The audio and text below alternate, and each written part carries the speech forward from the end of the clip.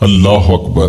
ان پڑھ اور غریب ماں کی یاد میں انہوں نے بڑی خوبصورت باتیں لکھی۔ کہا عالی نسب ہوٹلوں میں کھانا کھانے میں وہ سرور کہاں جو چولہے پر بیٹھ کے ماں کے ہاتھوں سے پکی ہوئی چپاتیاں کھانے میں ملتا ہے۔ عالی جناب، حضرت صاحب، قبلہ عالم، کیا کیا لفظ بولے جاتے ہیں سٹیجوں کے اوپر، لیکن ان لفظوں کا وہ نشہ نہیں ملتا جو ماں کی زبان سے اوئے ببلو اور اوئے مٹھو میں رکھا ہوا ہے۔ ماں جب یہ کہہ کے پکارتی ہے تو لگتا ہے کہ سارا پیار سمٹ کے ماں کے لہجے میں آ گیا ہے، لفظ نہیں ہے، ماں کے منہ سے شہد ٹپک رہا ہے۔ ماں جب بولتی ہے تو اس کے لہجے میں جبریل بولتا ہے۔ ماں جب مسکراتی ہے تو لگتا ہے جنت کی ساری کلیاں کھل اٹھی ہیں۔ ماں جب پیار سے دیکھ رہی ہوتی ہے تو لگتا ہے عرش سے رحمتیں اتر رہی ہیں۔ اللہ نے ماں کے سینے کے اندر وہ محبت، وہ تڑپ رکھی ہے، وہ ایک کائنات رکھ دی ہے الفتوں کی، کہ جس کا نعم البدل کیا بدل بھی موجود نہیں ہے۔ وہ پیار رکھ دیا، وہ درد رکھ دیا، وہ درک رکھ دیا، وہ الفت رکھ دی ماں کے سینے کے اندر۔ ایک شاعر ہوا تابش، اس نے ماں کے پیار کو کتنے خوبصورت پیرائے میں بیان کیا۔ ایک مدت سے میری ماں نہیں سوئی تابش، میں نے ایک بار کہا تھا مجھے رات کو ڈر لگتا ہے۔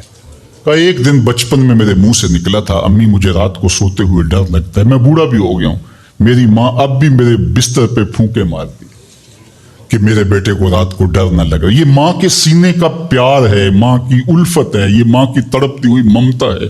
اولاد کے لیے وہ دکھ بھی جھیلتی ہے، تکلیفیں بھی سہتی ہے۔ غریب مائیں لوگوں کے گھروں کے برتن بھی مانجنے پڑے تو اس سے بھی گریز نہیں کرتی۔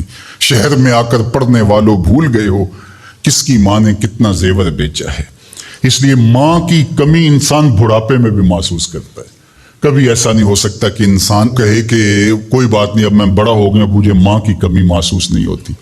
بوڑھا بھی ہو جائے انسان جو ہے وہ سب سے اونچے منصب پر بھی بیٹھ جائے، میں اور آپ کیا، میری اور آپ کی حیثیت اور اوقات ہی کیا۔ امام الانبیاء حضور ختم المرتبت صلی اللہ علیہ وآلہ وسلم حجر انور سے نکلے اور جو ہی حضور نبی رحمت صلی اللہ علیہ وآلہ وسلم مصلی پر تشریف فرما ہوئے تو حضور کو دیکھ کر کے تمام صحابہ ادب سے کھڑے ہو گئے۔ جو ہی یہ امٹتا ہوا پیار دیکھا تو حضور کی نظر پلٹ کے کئی سال پیچھے چلی گئی اور ابوا کی وادی میں اپنی ماں کی قبر پہ کھڑا ہوا اپنے آپ کو پاتے ہیں حضور۔ اور پھر ایک جملہ کہا، الحاوی للفتاوی کے اندر امام سیوطی نے اس کو بڑی تفصیل سے لکھا ہے کہ چشمان رحمت سے آنسو ٹپکنے لگے اور حضور مصلی پہ کھڑے ہو گئے اور فرمایا لو ادرکت والدیہ او احدہما، کاش آج میرے ماں باپ زندہ ہوتے یا کم از کم میری ماں ہی زندہ ہوتی اور میں لوگوں کو نماز پڑھا رہا ہوتا۔ وَأَقْرَأُ فِيهَا بِفَاتِحَةِ الْكِتَابِ، اور اس میں سورہ فاتحہ کی تلاوت چل رہی ہوتی۔ پھر میری ماں کو میرے ساتھ اچانک کوئی کام یاد آ جاتا، وہ دروازے پر آتی اور چلمن سرکاتی اور مجھے بیٹا کہہ کے آواز دیتی۔ فرمایا لوگوں نماز چھوڑ کے پہلے ماں کی بات سن لیتا۔ تو ماں کی کمی تو انسان زندگی کے آخری حصے میں بھی محسوس کرتا ہے۔ پھر اس سے بڑا منصب کس کا ہو سکتا ہے جو امام الانبیاء کا منصب ہے؟ اتنا بڑا اعزاز کس کا ہو سکتا ہے جو خاتم المرسلین کا اعزاز ہے، جو محبوب خدا ہیں، کونین کے مالک ہیں، لیکن ماں کی کمی کو وہ بھی محسوس کرتے ہیں، ماں و شمع کی شمار میں ہے۔ تو ماں باپ کا وجود اللہ کی رحمت ہے۔ جب یہ سایہ سر سے اٹھ جاتا ہے تو پھر پتہ چلتا ہے کہ بندہ کھڑا کہاں ہے۔ جب گھنے درخت کے سائے میں بیٹھا ہو اور وہ درخت ساری دھوپ اپنے پتوں میں جذب کر رہا ہوتا ہے اور نیچے بیٹھنے والے کو چھاؤں فراہم کر رہا ہوتا ہے اور اس سے نہیں پتا ہوتا کہ جو مجھے چھاؤں دے رہا ہے وہ خود کتنا جلس رہا ہے، لیکن اچانک جب سایہ ہٹ جائے اور بندہ کڑی دھوپ میں آ جائے پھر اسے احساس ہوتا ہے کہ وہ سایہ کتنا غنیمت تھا۔